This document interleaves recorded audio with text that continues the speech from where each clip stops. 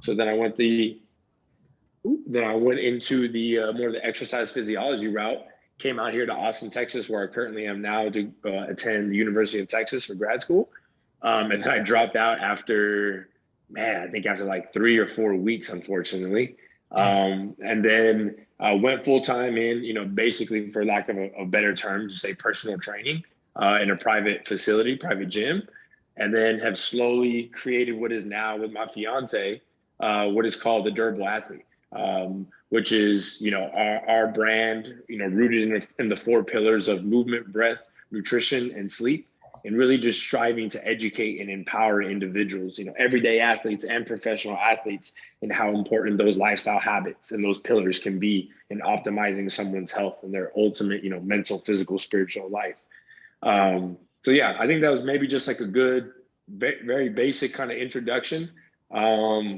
Yeah, obviously, we kind of have our hand in a lot of different projects, but I'm sure we can kind of get into that.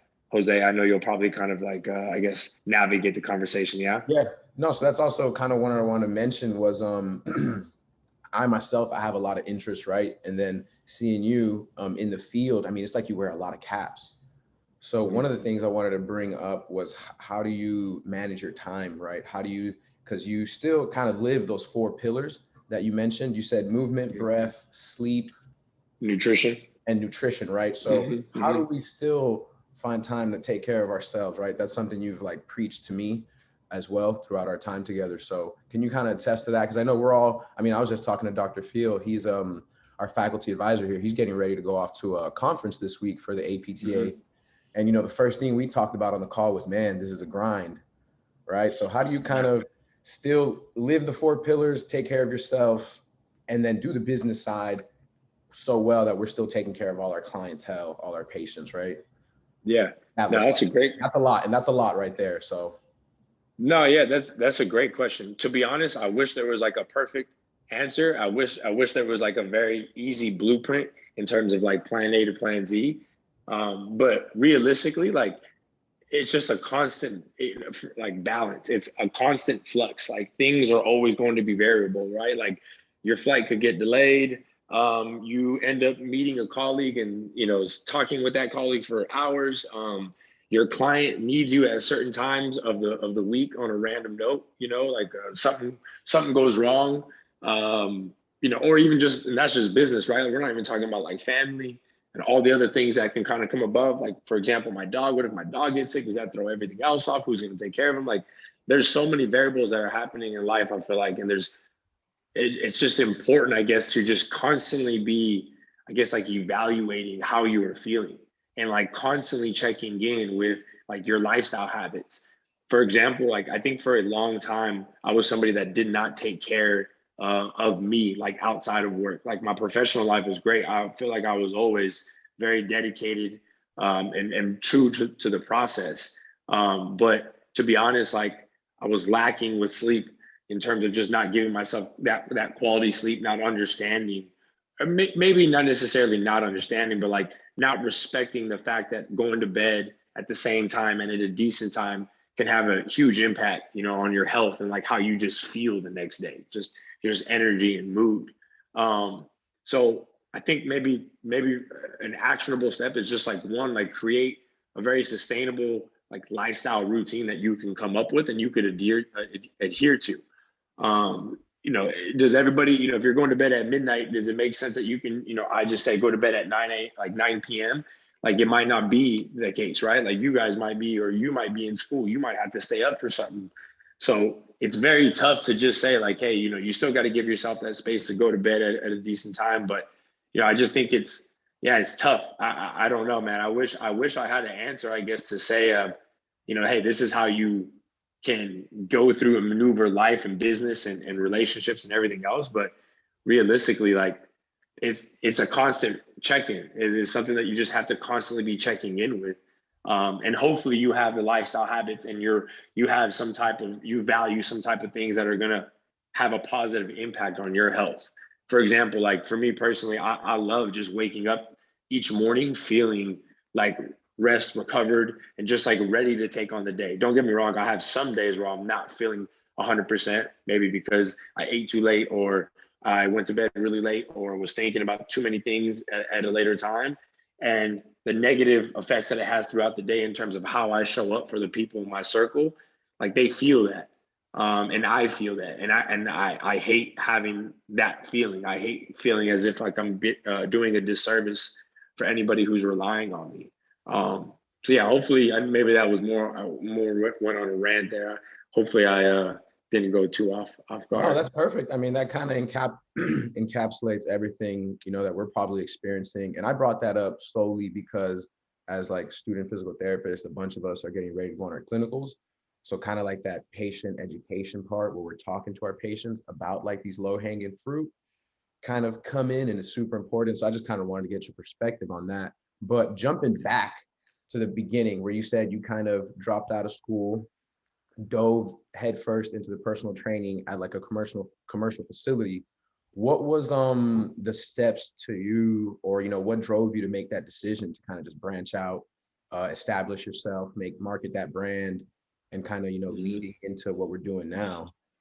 Like the 100%. three things that kind of decided like, hey, I'm done with this, let's go and do the durable athlete. Yeah.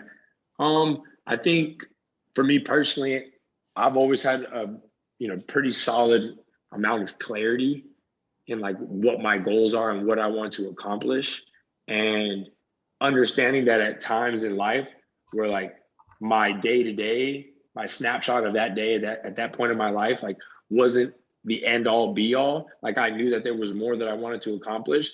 Like in my mind, I was constantly just like, okay, what is the role that I wanted? And when I was a little bit younger, it was more of I want to work for like an NBA team or a collegiate team, right? Like I want to be a strength and conditioning coach for them or athletic trainer, whatever the heck it may be. So my day to day has to reflect like the best of the best in that field, and like who I would think the best of the best would be, and what their work ethic would be like. I've always looked up to Kobe Bryant, so I kind of feel as if like it's like you have to outwork people. Like you have to outwork. Granted, he might have taken it a little overboard by the 4 a.m. wake up calls and whatnot. He's messing with the circadian rhythm. I'm sure he probably could have did it another way, but like nonetheless, like dude was built different, and the idea of just outworking and just being more prepared than the person like next to you, like I always took a lot of pride in that. And so even though my day to day was teaching classes, and it was doing one-on-ones with mainly general population, I always wanted to get back to training, basketball athletes. And when I met my fiance, like for us, what we realized was working in the gym was great, and working with these clients on a 1 hour basis or hour and a half basis for their training session is awesome. We're seeing results, but like we could be doing so much more. We could be getting so much more results and creating more impact for our clients by stressing the importance of like these 4 pillars. And in the like early stages, we didn't necessarily understand how we could do that other than maybe just like, I don't know, talking more about it, bringing more light around it, getting on calls maybe outside of our gym time to like try to create those like that accountability partner almost, right? To be like that full-time coach, I guess, to really understand everything that to optimize health that go like everything that goes into it. And so I think that was like a big pushing point was the gym is great, but there's so much more. And like these walls shouldn't confine like where our job starts and ends. Like it's a constant deal. So that was like a big thing. And then number two, I think just like in terms of clarity, like I always wanted to work with athletes, and I was able to work with a lot of athletes in my early years, mainly though football and a lot of NFL and a lot of collegiate players. And so that was great, but I was mainly just like the mobility guy. And I knew that like my education and my skill set was like, no, I'm more than that. Like I could really do everything here. I feel like not physical therapist, athletic trainer, like type stuff, but I'm talking at least in the training and performance realm. Like I can do exactly what the strength and conditioning coach is doing here. Matter of fact, I think even like at a higher level, like, and again, that was just, my thought process at the time. And because I felt as if I prepared more than anybody else. Like I know nobody was putting in work when I was putting in work in terms of studying and applying and trying to really push the needle. And so that was like another piece was like my environment didn't really suit that. I didn't feel like people around me and environment around me that wanted to foster that or emulate that. So I was like, man, again, there's no reason that, and also like there's no reason to be giving people, the gym, a stack of money in something that I'm really kind of like chasing for, it was great to establish my foundation. But at some point, like,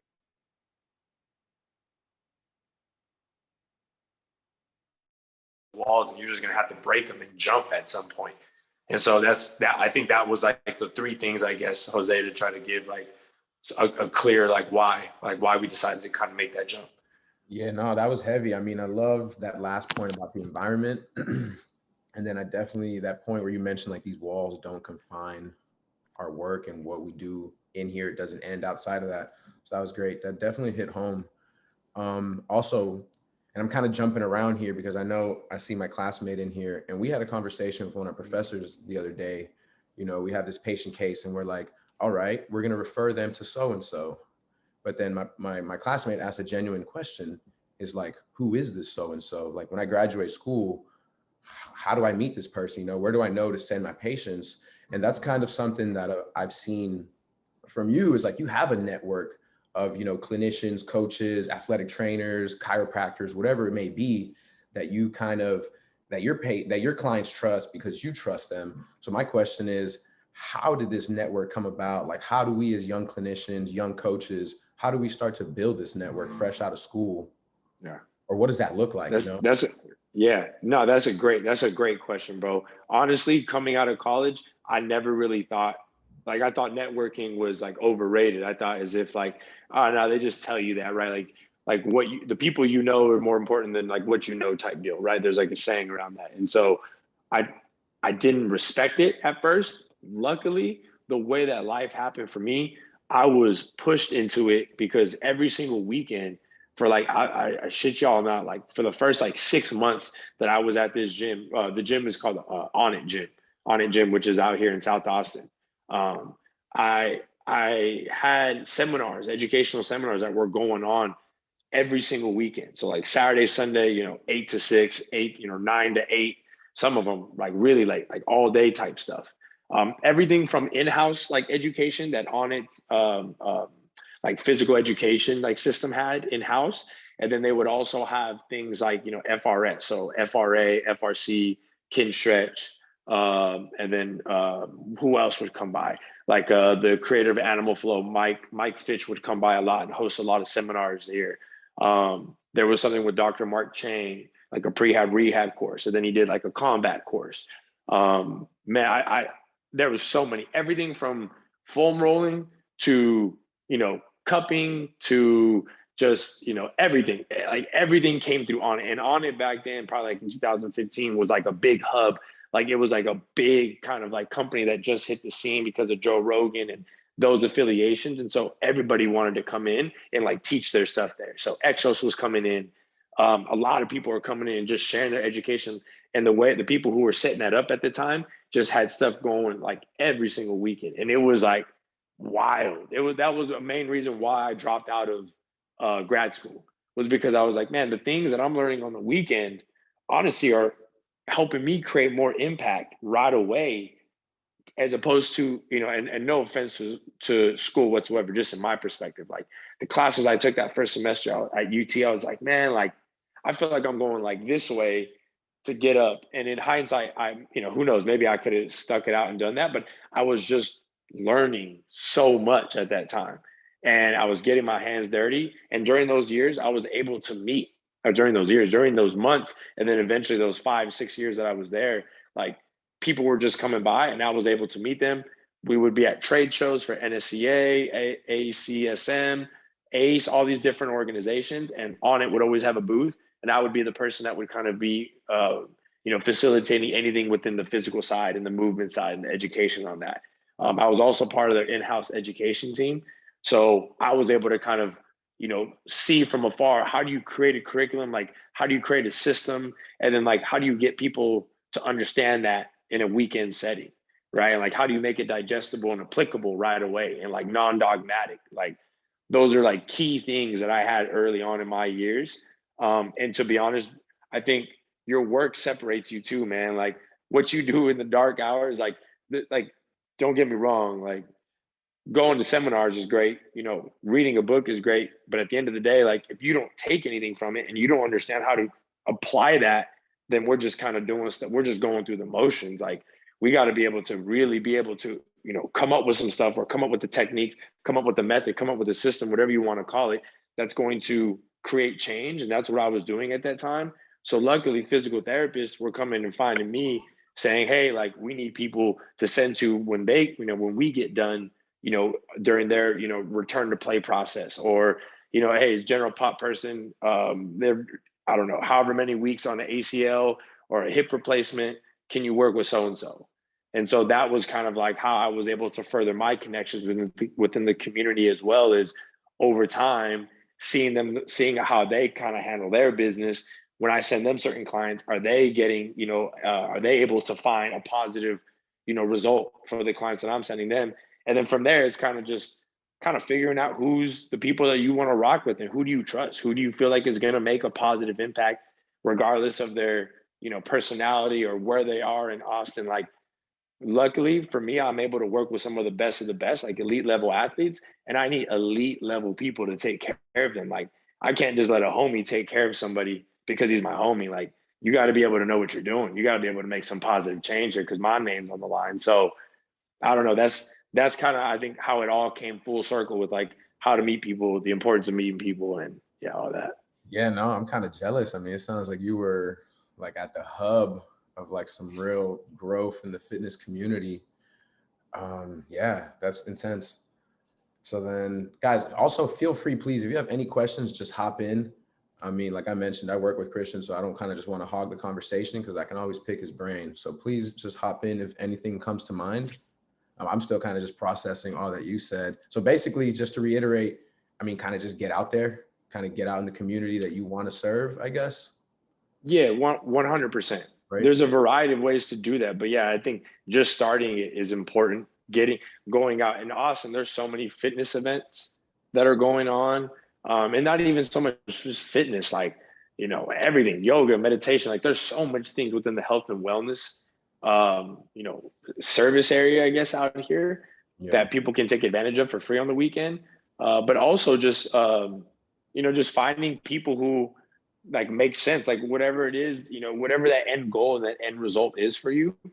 You know, if it's working with soccer players, if it's working with general pop, like go find the hubs of those people because they're somewhere, right? Like, for example, if somebody is a physical therapist or in physical therapy school like yourself and is like, man, I really want to work with hoopers, I like working with basketball athletes, like, by whether it was by chance or whether you seeked it out, Jose, like you are working with us now in the capacity as a trainer, but with the intention of, hey, you continue to grow, you can be our in-house physical therapist. Great, they already have relationships with you, but then two, like, yeah, you're invested in this community. This community like knows who you are and they respect who you are.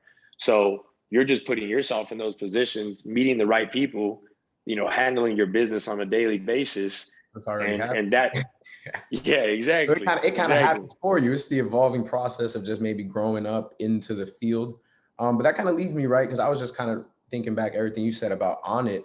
So I mean, it also seems that from like a standpoint as like an employee, you saw the growth this company had, which was sounds explosive. I mean, Yeah. I wasn't even aware of all these things. I mean, to me, I kind of think of on it. They're definitely a staple now. So where are you now as in regards to the durable athlete and like what's Yeah, next? Like where are we trying to go? Are we, for sure. is this what you envisioned? Like are we content? Yeah.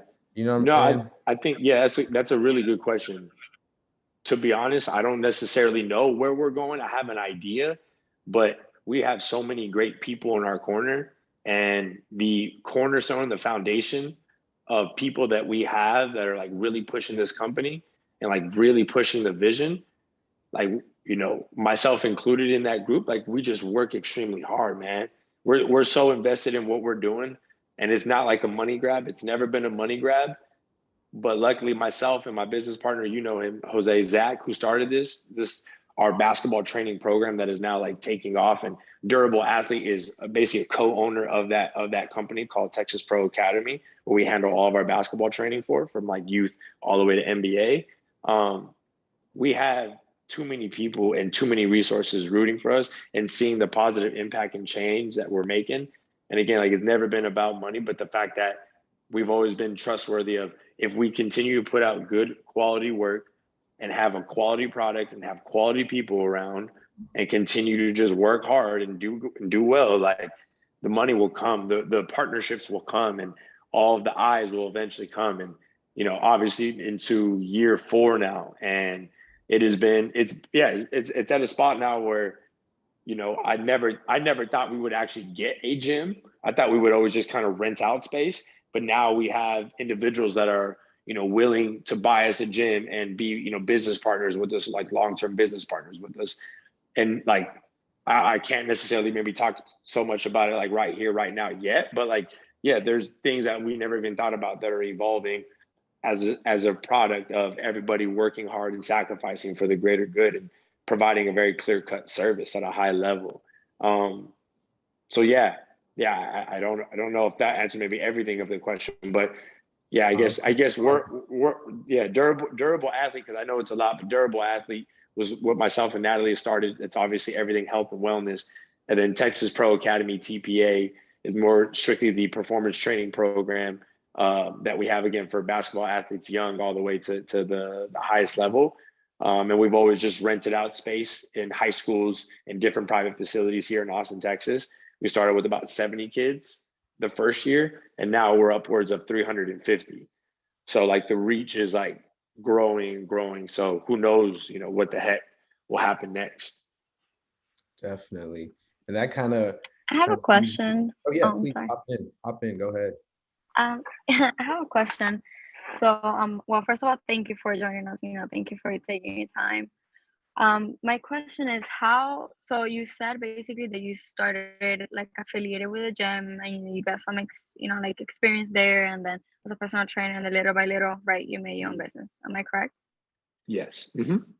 So how do you go about actually starting? Because so like, I understand that, you make your connections and everything, but like, how do you go from doing affiliated with a business and then trying to like translate that to your own or with your business partner? And like, do you do it little by little? Do you kind of take like a step of faith and just like open up? Yeah. Like what was your strategy, and how do you do that without leaving any bad feelings? I don't know if I'm communicating that, because I feel like a lot of the times when businesses, or in my experience at least, like when you communicate to your boss or the owner, whatever, that you want to do your own thing or whatever, there's some bad water, like how do you go about not having that happen? Yeah, that's a great question. And full transparency, when I left my salary job, there was a lot of bad blood. Like it wasn't necessarily like ending on good terms. I will say this is like one of the first thing that came up for your later question.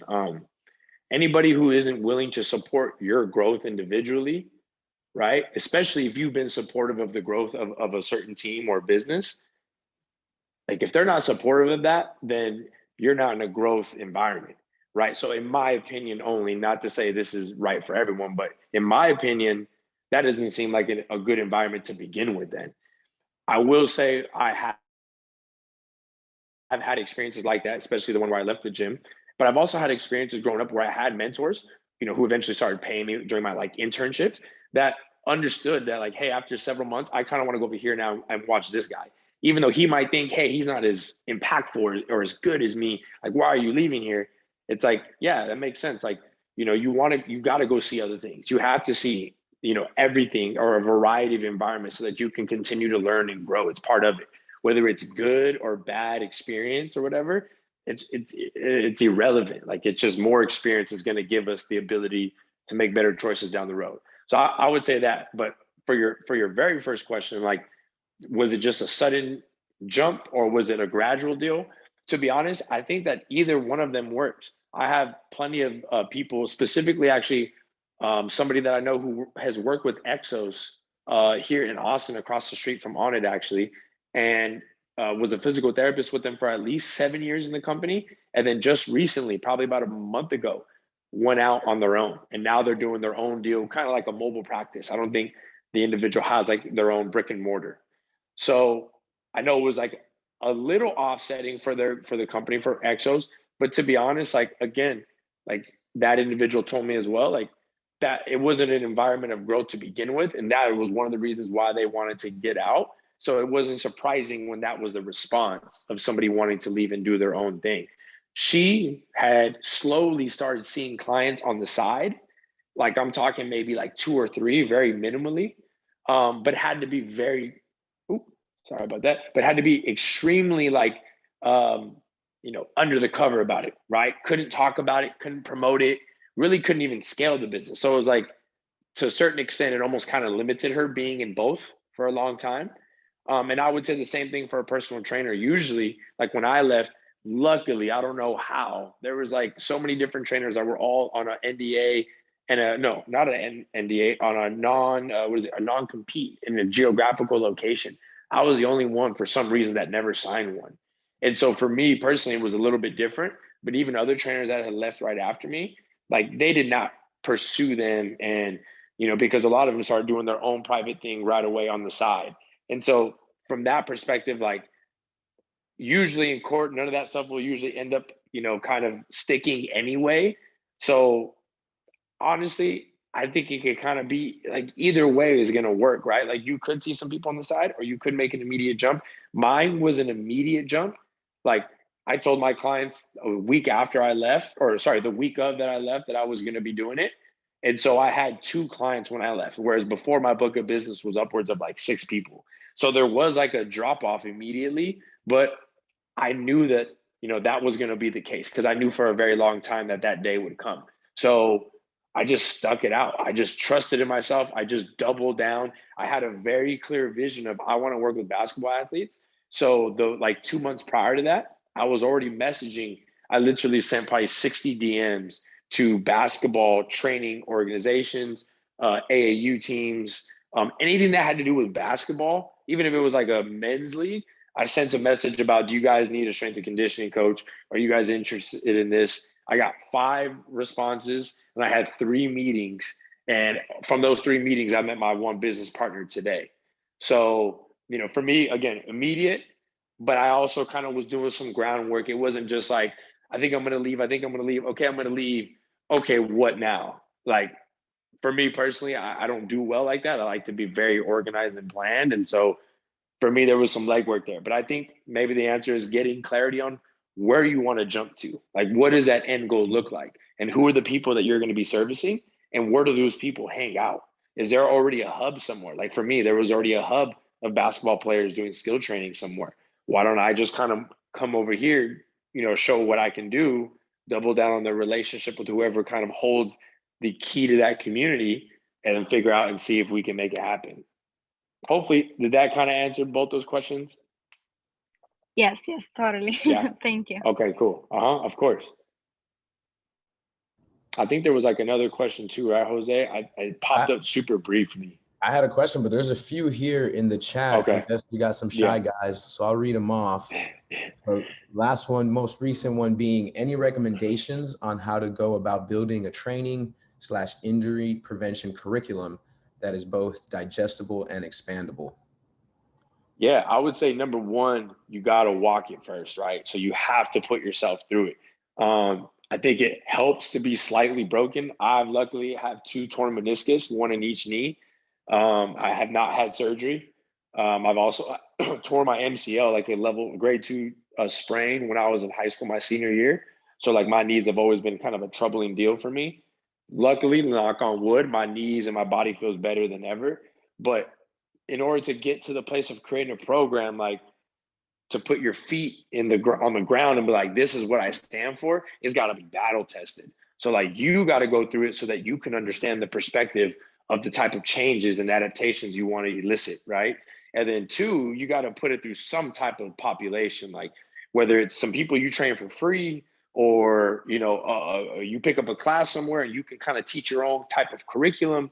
Like, I think that is extremely important. Like have it battle tested, be very rooted in what you want to do. And then from there, just allow as many people to digest it. Now, what I would say is like in the beginning, I did a lot of work, which I think we all have. Like I've done so much work for free. I've probably done, honestly, even to this day where I'm at in my career right now, since 2015, late 2015, like beginning to receive paychecks for like personal training, right?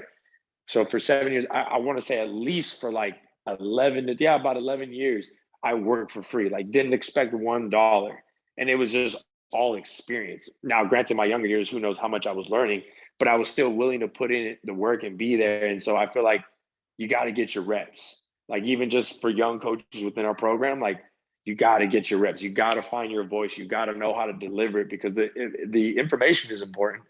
But like, I think, you know, Jose, like the mobility that we were putting into our training programs was good, but the coaches that we have in our program weren't really understanding the intent that I wanted behind it. But that was my fault, because I wasn't teaching teaching and helping the coaches understand this is what it's like. It's not just looking at a video online, right? It's not just kind of doing a couple reps once a week when you're training the kids. It's like being in it. It's like going through it. It's like asking questions. It's feeling. It's going through the sensation of feeling and doing. And so that would just be like my very, very general kind of advice is like, you know, find what you believe in and then battle test it as much as you can with people that obviously, you know, their opinions that you trust and respect. No, I like that. That's solid. I hope that answered your question, Jonathan. Again, like I said, any questions, guys, please just hop in. I see a hand raised. Go ahead, Q. Yeah, so first off, I want to say happy birthday. I know you're doing this on your birthday, so thanks a lot for taking the time to do this. It's been awesome discussion so far. I do want to ask a question, kind of piggybacking off what Gabriela was asking, and I think you also touched upon it a little bit with Jose, but I kind of want to get the flip side of more of the marketing perspective of growing your business and everything that you had to go through. So you kind of gave a little bit of background on how you went to, you know, from the start and the onset of the business to kind of grow your clientele, both from a networking perspective, like you talked to Jose, and from Gabriela, more of like how you were able to acquire some of your patients throughout the years. But I'd like to learn about what you learned that you regretted later on down the road in terms of marketing. So as of where you stand now, looking back, what were some of the things that you did from a marketing perspective or from the onset of your business that you wish you felt you did differently, and that you can, you know, kind of guide us through, that you wish maybe we don't do the same mistakes? Yeah, 100%. That's a great question. So full transparency, we have not spent $1 on advertisement for just the Durable Athlete app. And like that app has only been out for 2 years. Even within our social media, I want to say maybe the very first year that I started posting on Facebook and Instagram, I started to try to run paid advertisements. This is just me not even knowing what I'm doing. This is just, you know, putting as much money on there as I can. And what I've learned over the years is like paid advertisement is great, and it's definitely part of growing a business, but I didn't understand the importance of just one, consistent engagement on social media. So for layman's terms, is posting a lot, especially like on Instagram, to be able to get in the algorithm and get your content in front of the people that are just following you. You have to post a lot, and you have to have the high engagement so that people can want to push people to your page ultimately. So what I learned is, in the beginning, I thought it was just, well, you just got to pay to play. You just got to, the more you can pay, the better you're off you're going to be. When in reality, like posting 3 times a day, like we do now, is just like the foundation of just free like marketing. That's just, there's no money that goes into it, just simply obviously your time to post into it, right? And then 2, trying to collaborate with other people. I didn't like to collaborate. I kind of was more like me versus you type of feel in the very beginning. And so for that reason, I never wanted to try to cross promote with other people that opinions I respected, or just did something similar within like the same field. Nowadays, like that is extremely important. And again, another way of free marketing and free advertising without having to spend any money. And so honestly, those are probably like the biggest, two biggest things right there. I guess what I would say is not only just paying for advertisements, but then trying to pay somebody to kind of run your marketing and run your social media. Don't get me wrong. I do believe that makes sense for certain people. I think that it makes a lot of sense. for us, because myself, and I say us, myself and my fiance, because we're so upfront, up and up and close with our brand, and we're very closely associated with durable athlete, even though that's something that we need to shift and mold. That was also something that we did in the beginning, a lot that we weren't very aware of. If we're growing a business and a brand, it can't just be me and you all the time posting on this platform. Me and you can't be the only people that are, trying to show face on this platform. We have to be able to have other coaches and other people that we respect, come into the community and share what their beliefs are, and share. Obviously, it's got to align with our, our brand and our ethos, but we have to bring other people in. So it's not just Cristian and Natalie, because at that point, why don't we just create something called Cristian and Natalie, not, durable athlete that can kind of stand for itself. So I guess it's extremely important to understand going into marketing. There's so many things that you could be doing without paying any money or spending any money that can maximize it.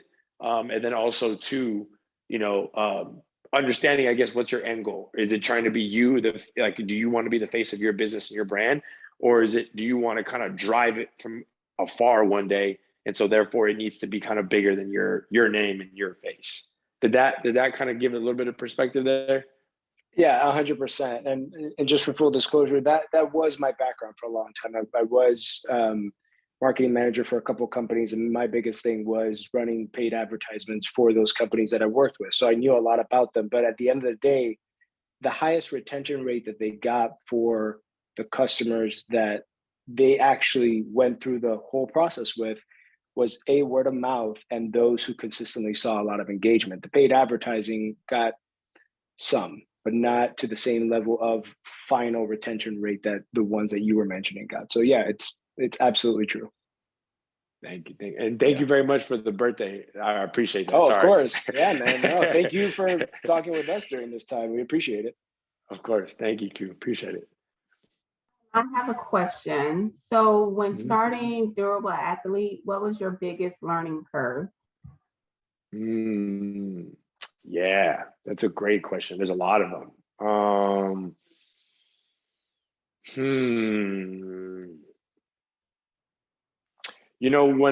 When I first left on it and started Durable Athlete and started training my own personal clients at another private gym in Austin, I just automatically thought, okay, all that free work that I've ever done in the past, still holds true. So everybody that I see, I'm gonna charge. It doesn't matter who they are. I've worked with, some of the best athletes, like professional athletes. I know what I'm talking about. I know how to handle the session. Everybody's getting charged this dollar amount. And that was extremely stupid for me, especially because I was jumping into a new community. I'd always wanted to train basketball athletes and had not in Austin yet. And so when I finally found that community and started doing that, they didn't know who I was. And yes, I could say that I've trained, professional athletes, but it doesn't really matter for them. And, for myself and them, there's no relationship there. There's no trust and care there that's been established yet. So that was probably a biggest thing, was being able to kind of get over my ego and just say, hey, I got to start from scratch constantly. It's constantly starting from scratch with every new person that you come into contact with. So, in that light, I did learn probably a couple months after that. I'm okay, I just got to start training people for free. And so that they could see what I'm talking about, and then they could get to the point where they're actually going to start charging or comfortably paying for the sessions. So yeah, I think that was a very big thing to come around to. And honestly, just a new, it was one thing to be a personal trainer. It's a whole nother thing to try and grow a business within personal training. And I'm definitely not perfect at it whatsoever. I'm still learning every single day, but there was so much more that came along with that. You really, for just to maybe simplify it, for me personally, in the most simplistic and blunt way, it was more business than it was even personal training. The time I was spending, trying to further my career, and learning education, reading anatomy books, or whatever the heck it may be, more in the fitness and the health scene, that time was slowly dwindling, and it was more towards marketing, and it was more towards okay, who's trying to figure out where our target demographic, where they're hanging out. and then it was shooting content for the app, and it was like, you know, trying to find partnerships like with Lululemon and other companies, like those things, like I wasn't prepared for. I just kind of jumped in and just brought my passion to the light and hope that people were able to see that and kind of jump on board. So that would just be another thing, I guess, is like the biggest learning curve, and I'm still learning to this day, is like running a business and not just being a personal trainer. Like there is a very split there. Like I'm a personal trainer half the day, then the other half of the day, I'm damn near like a business owner. It still feels weird to even say that, but I try to manage and run a business.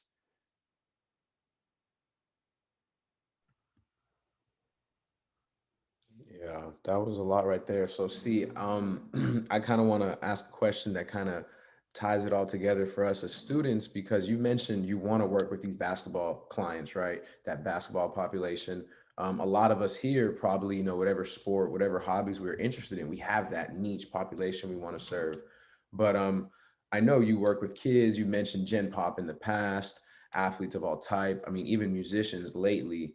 So as students, you know, we're not always going to be able to have the pick of the litter when we get sent to our clinical rotations. How do you, like, you know, still perform at a high level, even when it's like a population that really doesn't interest you, or, you know, you're with these younger kids and they're just, you know, not really in it there. You don't know why you're there. How do you kind of still provide that top-notch service?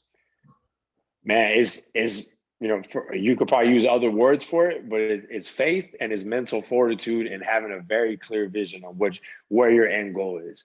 Just because you are somewhere today doesn't mean that that's where you're going to be forever, right? So I think it's extremely important when I say faith, like you got to have faith that the light at the end of the tunnel is coming, man. Like where you want to be is coming, but obviously it doesn't come without sacrifices. It doesn't come without work. Like sweat equity, man. Everybody has to pay it. Like we all got to be doing things at on it. Like I was working maybe with athletes like 3 months out the year, and so 9 months out the year is just general population stuff and clients. And don't get me wrong, I still see general population clients, but I'll be honest, like I was maybe seeing, you know, man, I don't know, maybe anywhere between like 10 to 15 at any point, and now it's like at 7 to 8. Yeah, about 7 now, actually about 7. So like that is slowly dwindled because it's fallen in line with our business model, right? We want to get our trainers, personal training clients, hopefully some athletes, but also probably some going to be general population. And like that's just what it is. Like I've always known that that's where I wanted to get it to one day, but at one point that wasn't the case. And so it's just having the faith, man. It's just having the faith and the consistent work ethic. Well, yeah, the work ethic behind the clarity of understanding where you want to take it one day. So easier said than done. There's going to be dog days. There's going to be days where you don't feel great and that you're doing things that you don't want to be doing with people, with the populations maybe you don't want to be doing. Maybe you think you're more high level. Maybe you don't think you're that level yet. You want to kind of be at a different level. Like whatever it is, man, like your time's coming. Your time is coming. You just got to stay consistent. You just got to stay in the batter's box, man. Like, you know, again, way easier said than done. But, you know, I'm even finding myself in those situations today. Like my day-to-day, what I'm doing right now on a day-to-day is not what I want to be doing in 5 years, in 10 years, in 20 years. I love what I do, but the day-to-day, there's certain things that I don't love, but they're sacrifices. So I feel like at every point, even when you're like still doing the things you want to do, right? Working with basketball players, traveling, doing all the things, like you're still going to be doing things that you don't want to do usually. You know, I guess I could set my life up where people are handling stuff for me that I'm doing, but I decide not to, and I choose not to. No, that was honestly beautifully said, man. I love that answer. Our time is coming. Definitely. I think that's just really a great way to end it too. Kind of just be respectful of your time, especially on your day today. But I really just got one last question. I know you mentioned Kobe Bryant. You know, I hate to get all political here, but what's going on with your Lakers, man? I knew it was gonna be something. I knew it was gonna be. Man, I'm gonna take the high road like LeBron did in his last interview when people were asking about Westbrook and say I'm not here to talk about all that right now. I love that. Hopefully the Lakers make a trade and we turn it around. But yeah, right now Laker fans everywhere are hurting. Yeah, it's early in the season. I still see a hand up. John A, do you have another question? Okay, cool. Just checking. So yeah, guys, any other questions before we let Cristian go here? Again, Cristian, man, thank you for your time. I think everyone definitely had a lot of takeaways. Oh, look, we got a question here. Someone said, oh, Sarkis mentioned it twice. He said, are there any opportunities to shadow you guys? Sounds like a team I would want to learn from. He said, any way we can get involved with the Durable Athlete. Yeah, definitely, bro. You can, Jose, would you want to, I'm sure you have that individual's information. Yeah, totally. Would you want to just maybe send them our email? Yeah, Yeah. you can just send, what's it called? My email. Matter of fact, hold on. I guess I can do it here. Yeah. I'm tripping. I'm sorry. Let me see. Chat. I'll put my email right here. And then actually someone put contact info for future questions. I'm gonna be honest with you guys. I think IG would be the best place to kind of reach out and talk to Cristian, kind of learn from him, kind of just to plug ourselves in Monday, Tuesday, Thursday, Fridays. If you guys are in Texas, 7:45 a.m. Central Time, we usually got somebody going live on Instagram. So, you know, you could get maybe a little glimpse of what we got going on there as well. Yes, 100%. Thank you for that, bro. I appreciate that. Yeah. Check out the app as well, guys. I'm putting in my my email, but also like my Instagram, both the Durable Athlete and my own personal. But yeah, like, you know, email, Instagram, DM, all that type of stuff, y'all, is perfectly fine. Like, I'll always getting back to people for sure. I love that, man. Well, thank you again. Happy birthday, man. Enjoy your night. Appreciate it. Appreciate it. Yeah, happy birthday, Cristian. Thanks so much for coming on, man. We appreciate you. Thank you so much. I appreciate y'all. Thank you very much for listening. Thank you.